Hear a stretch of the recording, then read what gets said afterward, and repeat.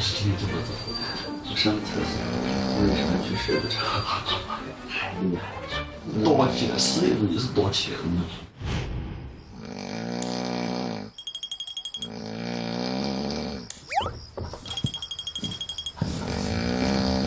给我打了，把被子拿出来睡外面吧。辛苦了，我隔着你们这么远。我的第一个打醒来的就是我。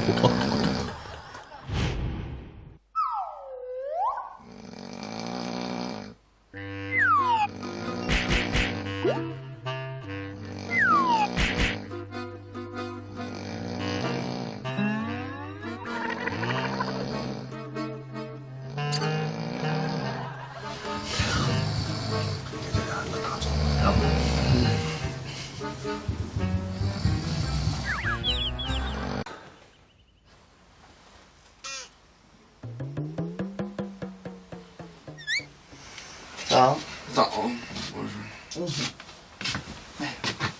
他们都出去了。你在客厅。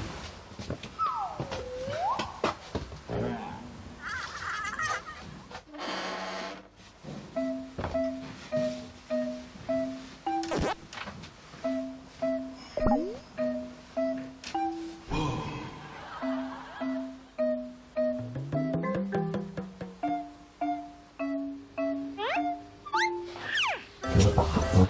哼。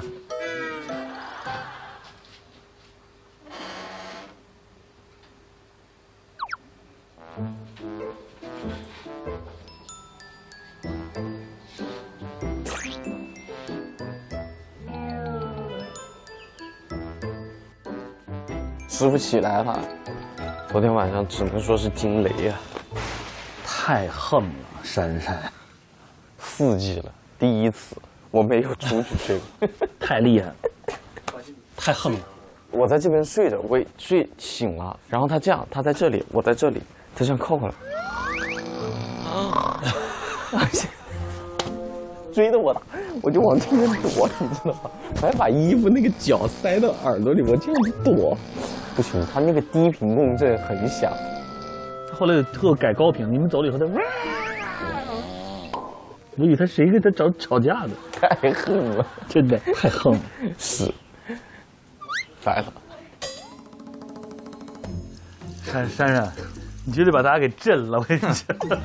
枕头也太不舒服了，别怪枕头啊，跟枕头有啥关系？我跟你说哥，你知道最近咋的？肯定是又胖了，有可能，因为我最近主食没控制，一顿糟蹋，面条子、大米饭嘎嘎。你把俩孩子给打跑了。强哥，哎，鉴于你让我们都没睡，帮我们压下水呗。你让我压下水可以，孩子，完全是因为我打呼让你睡不着，我不压。啊，就你睡了，别人都没睡。但是你看人何老师做的，黄老师，没有嘲讽，只有包容。我反正对业界第一都是带有一些崇敬的。相比之下，黄老师的那些简直就是在我耳边呢喃。哦，他打呼噜就可以是呢喃，用这么浪漫的词儿。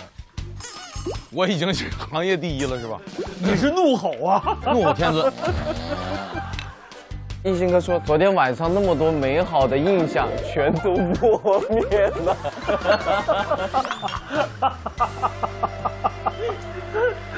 到此为止，不许再讨论这个话题。